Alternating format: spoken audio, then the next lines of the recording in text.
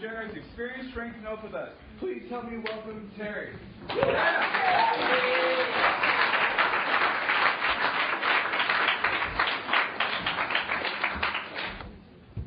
I'm Terry. I'm a heroin addict.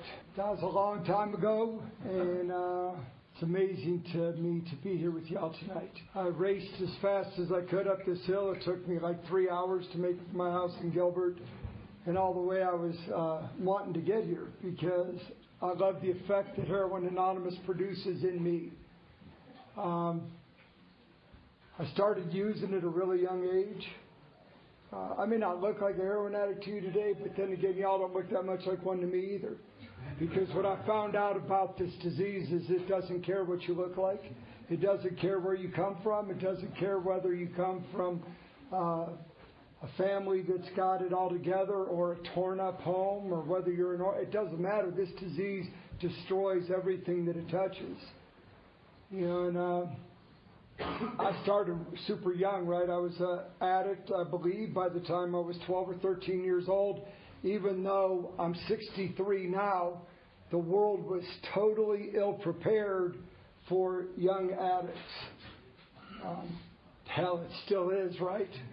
I remember when I first got busted for doing drugs. It was either the 7th or the 8th grade, and I was going to Catholic school in Southern California, and I'm number 9 out of 10 kids, right? So we all went to Catholic school, and when we were like, you know, it's like the family was disciplined, supposedly, right?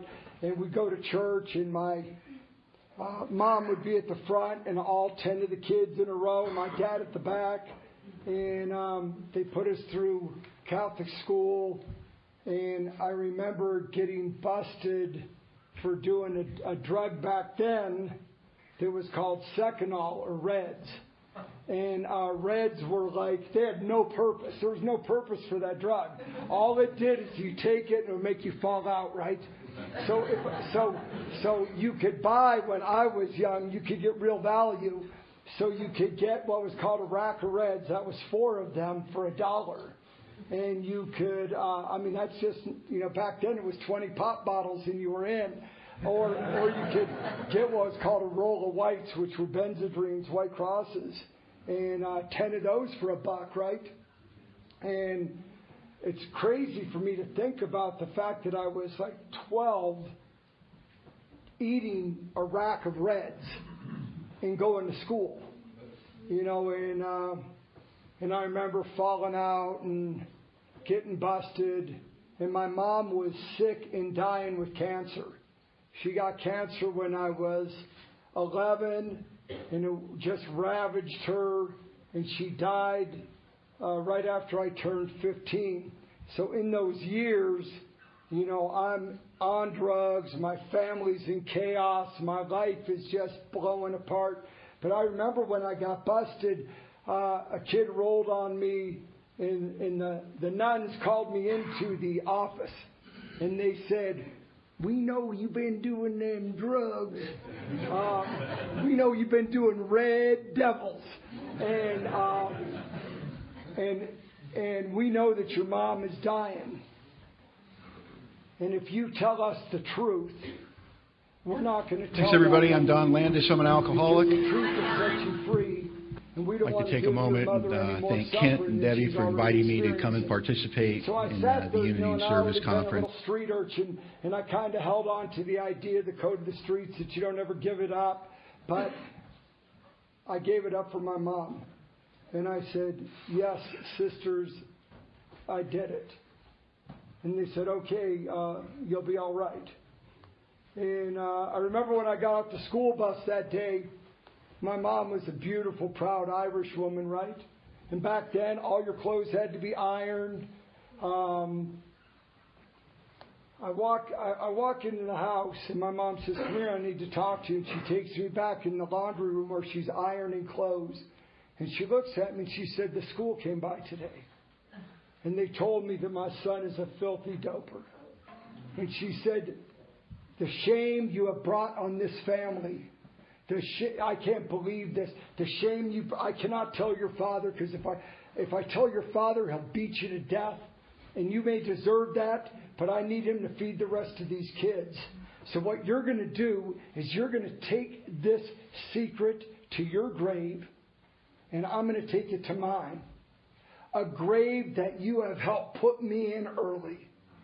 The shame you brought on your sister Kathy and your brother Jim and John and Rita and Maura and Brian and Michael and Colleen and Kevin. The shame you brought on this family. Now get out of here. You make me sick.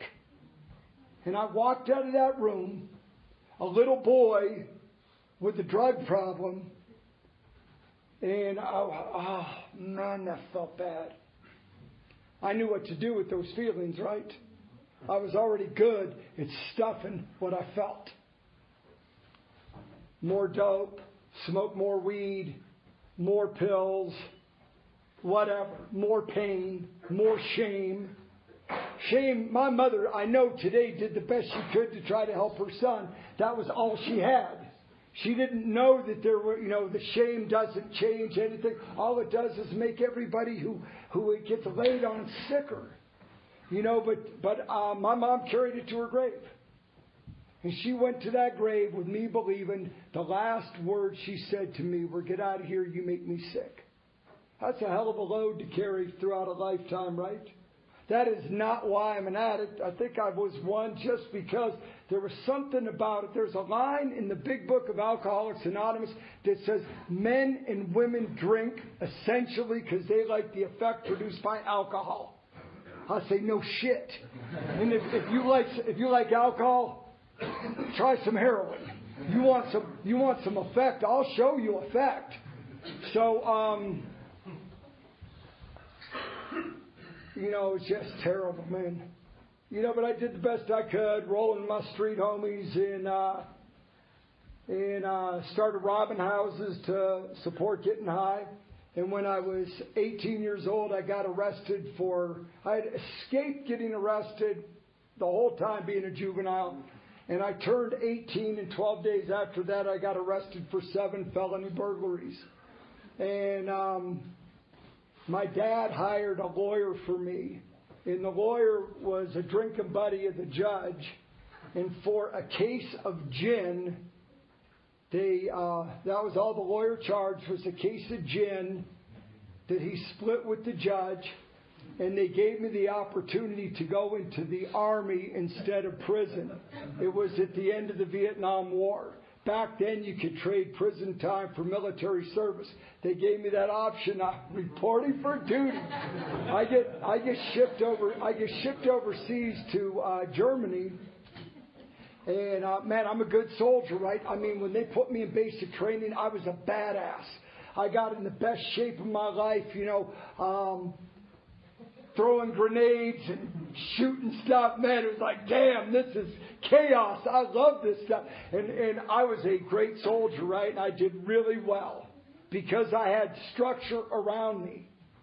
That's why I think I do really well in recovery, because I have the 12 steps in tradition and all of you that create some structure around me. I am not a very good free-range kid.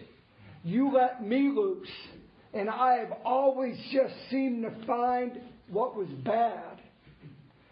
So I get shipped overseas to Germany, and I'm over there, and I'm being a good soldier. And what they were doing, unbeknownst to me, was as Vietnam was winding down, there were tons of soldiers that were becoming heroin addicts in Southeast Asia. So they didn't know what to do with them. They weren't shipping them back to the U.S., so they shipped them to Germany till their ETS time came out. So I remember showing up at my barracks, and it was a parade field with 5-story buildings, shaped like a U, and a giant marching field in the middle. And you could look up at all of the windows, and you could tell which ones were the junkies because you could see the puke stains out the windows. And it was I thought, man, I wonder what's that? They need to paint this thing, right? And then this dude says to me, hey, man, whatever you do in the company I was in, he goes, stay away from that guy over there. His name is Shitty Smitty. And I said, well, of course, right away, what did I do? hey, brother, what's up, man? Why do they call you Shitty Smitty? He goes, man, I don't know. So Shitty Smitty taught me what it was like to shoot heroin, right? There was no stop. There was no thought. It just like, you want to shoot some heroin? And the answer was absolutely. There was no thought about, they tricked a lot of y'all. You know, when oxys came on the scene, and then they tricked you with smoking, you know, knowing that eventually, man, what's coming down the pipe, this shit is wicked, right, in the way that it comes at us. But, you know, for me, man, I made that jump to shooting heroin. And it wasn't long, but, you know, I started doing the heroin, and no time at all, the heroin started doing me. You know what I'm talking about? It's like it stopped being something I wanted to do to something I had to do. And if I didn't have heroin in me, I started to get dope sick fast. And I know that as long as I was shooting heroin, I never experienced a cold or a flu. I just shot dope straight through life. And it was all good, right? So I started slinging heroin, shipping it across international borders, you know, going to Amsterdam, the Cop, coming back to the Bears. I was living dangerously, right? And I was getting sicker and sicker and sicker.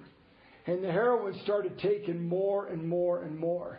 And I took this trip back from Amsterdam with a bunch of heroin. And I also had a letter that was written to me with a bunch of LSD in it. So when we were approaching the border crossing, I went and I hid the heroin where I always hid the heroin on the train. And in a different place, I hid the envelope with the acid. And so they come through, they search everything. I've been doing this gig for a while. I'm with my girlfriend, right? We were madly in love with heroin. I thought it was with each other.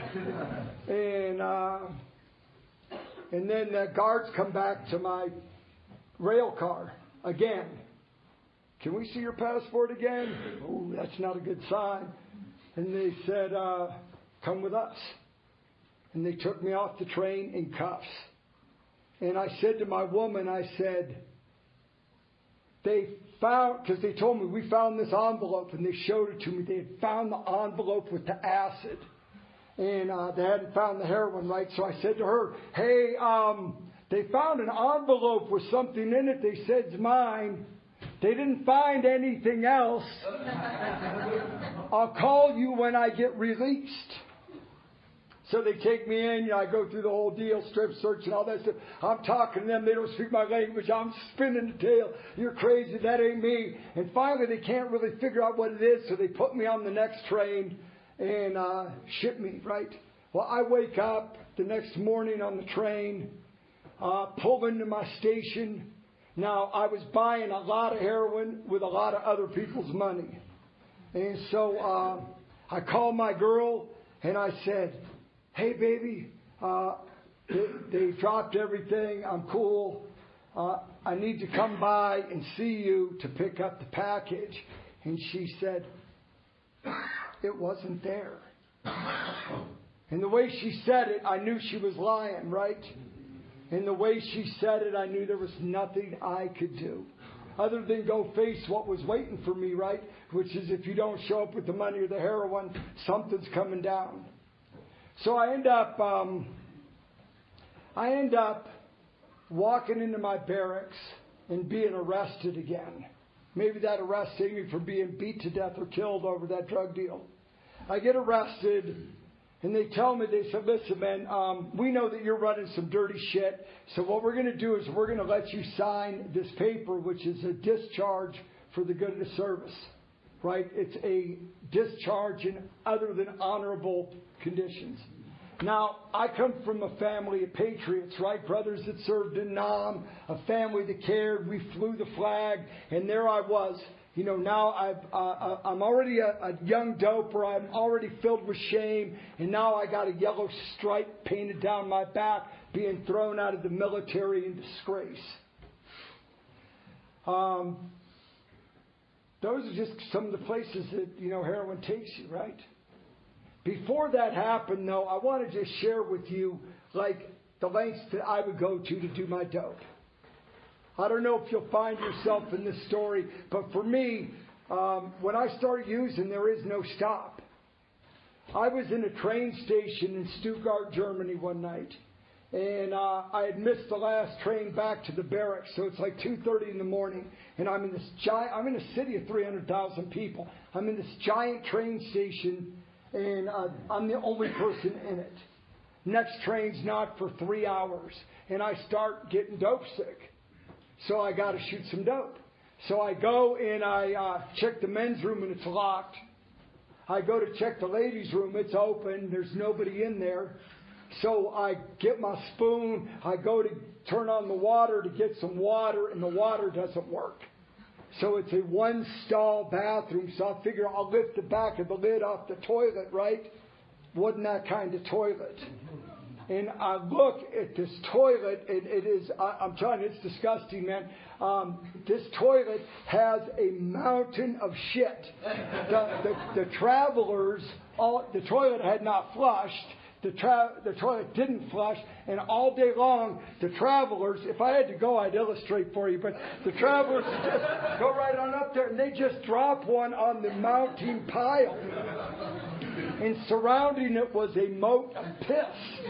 And I thought, well, the fire will kill the germs. And I drew that liquid up, man, and there wasn't a second thought about that shit. It was just like, it was not a matter of, is this wrong? Is this unsanitary? There was no thought of that, man. I needed the dope. Can you dig that? Yeah, because when I need the dope, I do the dope. So I just drew it up. I cooked it. Hepatitis B, hepatitis C, medically evacuated from Europe. It didn't work out quite like I thought. But, I'm the kind of guy that would take my, this is before AIDS, and I would take a matchbox and my point and sharpen it, run it against the tender part of my skin to see if there was a burr. I got a hole in my arm that is a nasty hole. It's right there, and that's from slamming without a needle, because all I had was a syringe. I had the dope, I had the rig, just no needle. You talk about we stood at the turning point, no shit. I just thought, well, okay, what are my choices, right? I got a rig filled with dope. I have no way to do it. I got no needle. I can't find the needle. What are my choices? So I start running my own, first inventory. What are my options here? I can squirt it in my mouth. I could save it till tomorrow. And then I hear this voice say, just shove it up your ass. No, man, nothing goes in my ass. That's somebody else's story. And then I hear this voice say, just shoot up without the needle. Good idea. So I tied off and bam! I may have crossed some line. I may have entered a realm of abnormal use. I remember stripping power wires out of walls to get the metal to push through the blood-packed points. That's what it was, we didn't have needle exchanges and stuff like that, and thank God all the good work that's being done these days to try to make a difference. But the fact is that heroin destroyed me, right? And it laid my life to waste. But I'm a good person, right? I have a bad disease. So I get back to the States. I pull it together. I go to college. I meet this woman, right? My wife, Donna. She is smoking hot, man. My wife, Donna, is got these blue eyes that are so big and they sparkle like the sea, right? And when I met her, I just fell into those eyes. And I was in a good place in my life, right? I was doing good. Things were cool. You know, we're not bad people. It's a bad disease. But my life kind of goes like a roller coaster.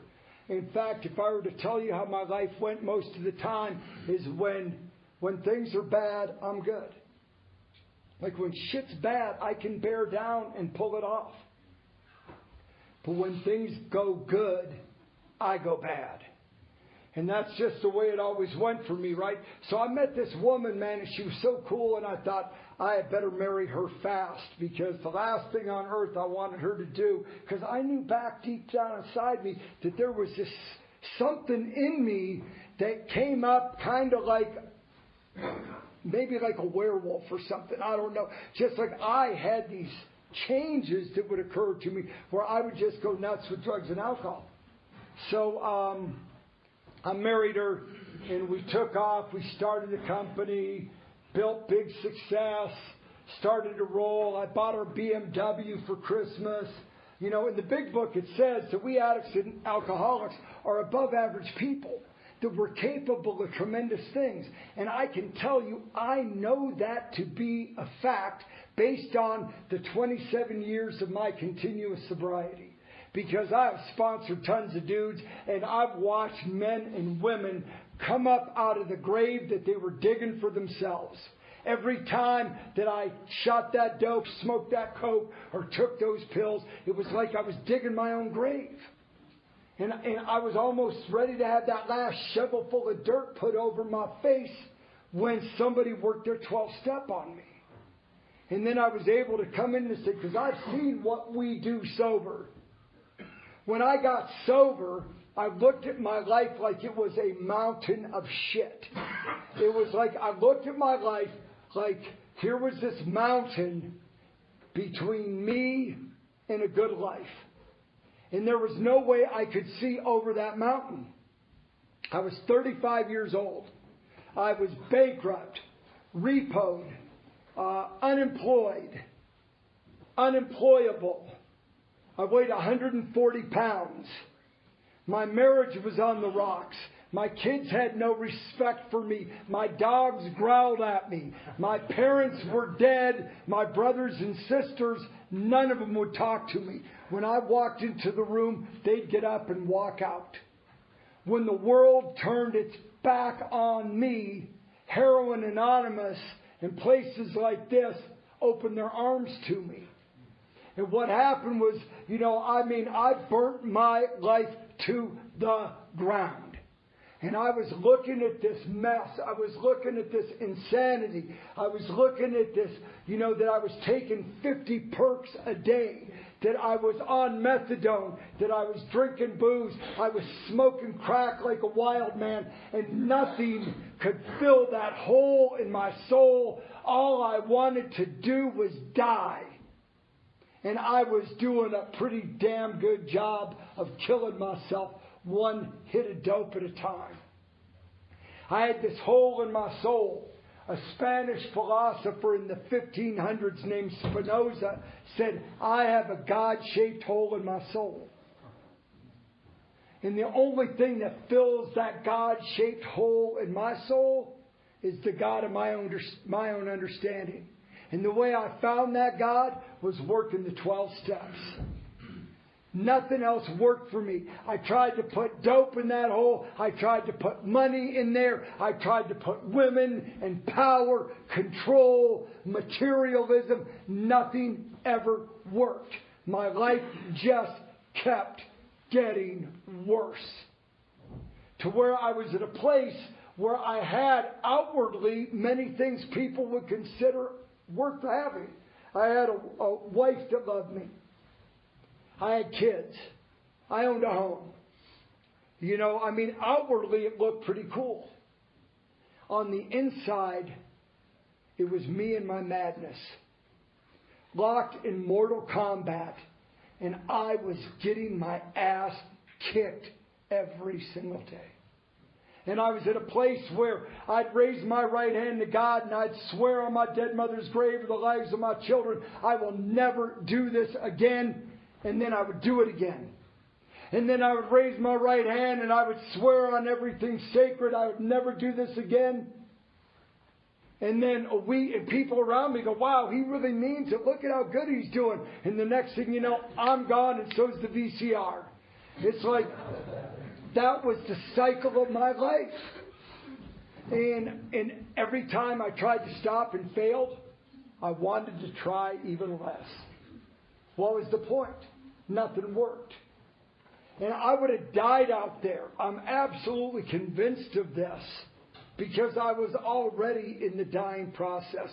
You know, I remember when I got into treatment and they said to me, Terry, what do you fear more, dying or losing your family? And I said, losing my family. And some of the patients, they were like, you know, assassins, like, oh, that's bullshit, man. Death is final. I said, I'm not afraid of dying. I'm already dead. Don't you get that? The spiritual death that precedes the physical one had already happened to me. But I love my family. You may hear you can't get sober for another person. Well, I couldn't get sober for me because I didn't care about me. But those two little boys, 7 and 3, damn, I wanted to do better for them. For that woman who loved me, who I watched her blue eyes turn like the eyes of a shark, gray and dark and hopeless. I still cared for her. Somebody worked their 12-step on me. It was in a pawn shop. I was selling my stuff. I had pawned it in the morning to get some dope. And then I went back to the pawn shop in the afternoon to sell what I had pawned. And the guy in the pawn shop looked at me and he said, dude, I don't know if you're in trouble or not, but if you are, and the minute he started talking, my mind slammed shut. Like, wah, wah, wah, wah, wah, wah. Here I go, one more time. I'm going to get another good talking to. I'm going to have one more person tell me, what's wrong with you, dude? You got so much potential. What about your family? Man, I've had the best talking tos my whole life. If a good talking to would have changed me, I would have already changed. If when my mother shamed me, if shame would have brought change, I would have already changed. When my dad used the strap on me to beat sense into me, if that could have changed me, I would have changed. If when the schools counseled me, if that could have changed me, I would have changed. If when the police arrested me, if that could have changed me, I would have changed. When the judges sentenced me, when the military court-martialed me, nothing changed for me. And there I am in this pawn shop. And the dude says, he starts talking his shit, and I'm thinking, oh, great, one more lecture. I'm going to have to listen to this dude because I need the money. I need the dough. But what was different about this cat is he flipped it. And he started talking about himself. In the big book of Alcoholics Anonymous, and our experience in Heroin Anonymous tells us what to do. Don't talk from moral or spiritual hilltop. Tell them your story. And that's what that cat did. He said, I don't know if you're in trouble or not, but I used to be in trouble. He said, I couldn't stop drinking, I couldn't stop drugging, and I went to this detox, and he even drew a mental map where the detox was. And he's telling me all this stuff, and he said, you know, I couldn't stop. And I went to this place and I got sober. And I've been sober for 4 years now. He said, and I own this pawn shop and everything in it. And then he went, you know, a lot of it used to be yours. I'm thinking, man, that is cold-blooded, right?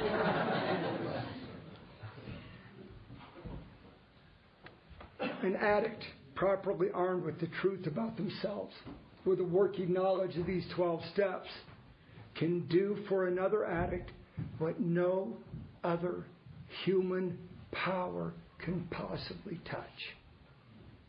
Every one of us sitting in this room tonight, whether we're sober for a minute or celebrating those big 2- and 3-year birthdays in the 1 year, it doesn't matter. Every one of us has got a story to tell and a song to sing. And when we tell our story to another, what happens is the miracle of Heroin Anonymous comes alive. And in someone else's story, I started to hear mine. And my life started getting better, right? And I heard things like, go to a lot of meetings. So I started going to a lot of meetings. And then I heard stuff like get involved in jail work, hospitals and institutions. So I started doing that when I had 6 months. You know, I have done the same jail. I do 7 jail and prison meetings a month. I'm not saying that to glorify myself. I'm just trying to tell you that a dude who traded his wedding ring for dope, that a dude who robbed his kids' bank accounts for dope, a dude that broke every person's heart and every promise I ever made, has been able to live up to these commitments. I've been doing these meetings for 27 straight years. And every time I go into a correctional facility and I sit with the men, and sometimes I get to go into the women's prison out in Perryville, and when I go into those places, I see myself. And I see the power of Heroin Anonymous that even has meetings in those places. And I see what's happening, because once someone is armed with the truth about the power of Heroin Anonymous and these 12 steps, they are set free whether they're in a prison cell or not. I know that's true because I know what it's like to be physically free and be a prisoner. I spent most of my life serving a needle or a crack pipe. So I started doing the work that other people did, and the rewards started happening. And the next thing you know, my kids are liking me, and they're wanting to play, and the dogs want to have me throw a ball, and they're not growling, and my wife is like, the blues coming back in her eyes. And I see that magic, right? And I keep doing it, and I start showing up at their school events. And I start fully participating, because what I'm doing is I'm following the well-marked path of the soldiers, the men and women who trudged this road of happy destiny before me. And I started to do what they did. And in that process, I started to find a higher power. Because I will tell you what, man, after those nuns burned me, there wasn't much in my heart for God. I knew for sure if there was a God, He didn't believe in me. But what I found by doing this work is I found a relationship with this Creator of the universe, a higher power, a God of my own understanding who I know loves and cares about me. They asked a minister in the earliest days, and there's nothing new about that. Bill W. said, you know, Heroin Anonymous is a new fellowship. What you're doing up here is still brand new. You are literally like the first apostles. You are the ones here that are getting these meetings going and lighting that fire and showing the way of hope. What Bill said in those early gatherings, there was more spirit than air in those rooms. That's what I felt when I walked in here tonight. Kind of jacked from a stressful drive, but wanting to be here so desperately to share the love that's in my heart for recovery and for Heroin Anonymous with all of you. You know, and they asked this minister at the beginning of AA, they go, what's the secret of the program? He said, first off, there's no secrets. What you do is you find a man or a woman who seems to have found the solution to the problem, and then do what they did. And eventually you'll come to know the power behind that person. The work that's happened in my life is not of mine. I show up. I got great daily disciplines. I start my day on my knees. Every day I roll out of bed onto my knees. I never step out into the world. And then what I do is I get up and I attend to my business, take a piss, get ready, have the day, do some meditation. And then at the end of my day, I get on my knees in that same place. And on my knees, I do my nightly review. And I review that day. And at the end of it, I tell my higher power, thanks for this day of sobriety. And then I pray for those who are still suffering. And then I pull myself up into that bed. So the first thing that touches the floor every day of my life are my knees. The last thing that touches every day of my life are my knees. And I do my best not to screw up what happens in between. And that is a simple and easy formula for living. I stay in the middle of this fellowship because I know here's a fact. You cannot fall off a building if you're standing in the middle of the roof. Find the middle of the roof for you, like I found it for me. The middle of the roof for me is Heroin Anonymous. where I meet my fellow travelers and I hear your stories of suffering and madness, and I share your joys and I share your sorrows. We laugh together, we cry together, we come alive together. My soul came alive. Now I am 6'4", maybe a little taller. When I came in the rooms, I was like 6'1.5", 6'2". Now, I know you don't grow between 35 and 63. At least they say you don't. I was probably this height all the time. But it was I could never look the world in the eyes. Compressed by the weight of my guilt and my shame. With a merciless disease talking in my ear all the time. You ain't nothing but nothing, motherfucker. Who do you think you are? You know what you did to that person? You know, you ripped them off. You know, you cut that dough. You know, you turn that person on. Now they're strung out and ruin their life. Those are the stories of my disease. This merciless thing that spins around in my head. But the difference is this program's giving me tools to push back. So when my head starts talking to me like that, you know what I do? I get quiet. I take a deep breath. And I tell my head, thank you for sharing. Now shut the fuck up. Because I got a life to live here.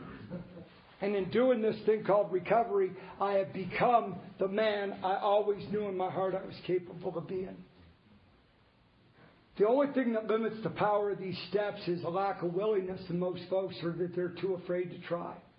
In step 10 in the big book, it says, we have entered the realm of the Spirit. I go through my life. I'm a prayer. I'm a meditator. I work all 12 steps. You'll hear a lot of definitions of insanity in the rooms, right? Like doing the same thing over and over, expecting a different result, right? You know what I'm talking about? I'm going to give you my definition of insanity. Being in a 12-step program and not working the 12 steps. That's insane.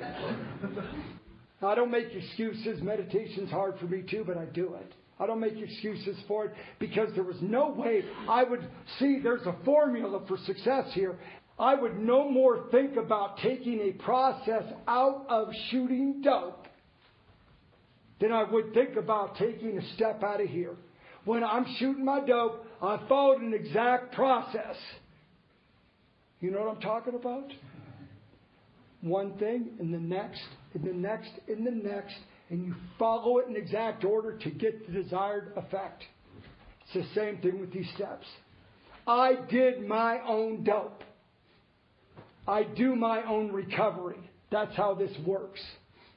You know, I could share my experience, strength, and hope with you, but I can't make you want to do the work.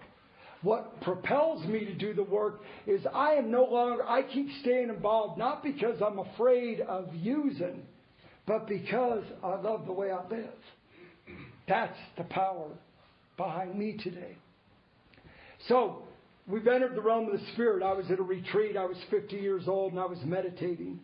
And while I'm sitting there meditating at this retreat, the retreat leader's going, think of a pain in your life and let's go there. And I thought, man, I don't have any. I'm cool, right? Life's good. I was 15 years sober at that time. No pain, no problem. And he goes, think of something. I'm thinking nothing, man. And then he goes, but I'm breathing and I'm going with the flow. And the next thing you know, I was in that laundry room with my mother. And that feeling came over me. And the very next thing that happened is I was at my mother's bedside just before she died. And she had what's called an embolism, where the cancer had broken off and blocked part of the brain. So my mother had not spoken in a while. She just laid there, grunts. And my job when I got home from school as this little boy was to take like this gruel, like oatmeal, and mix vitamins with it and try to feed my mother with an eyedropper. So I come home from school and I'm sitting there and I'm feeding my mom and I'm putting the eyedropper in the corner of her mouth in this meditation. And I can see her as clearly as I see all of you. And my mom's going, and she won't take the food. And if she won't take the food, I start to get emotional. I start to lose it because she's going to die if she doesn't eat. And I'm not ready to have that happen because I got this wound and this pain in me, right?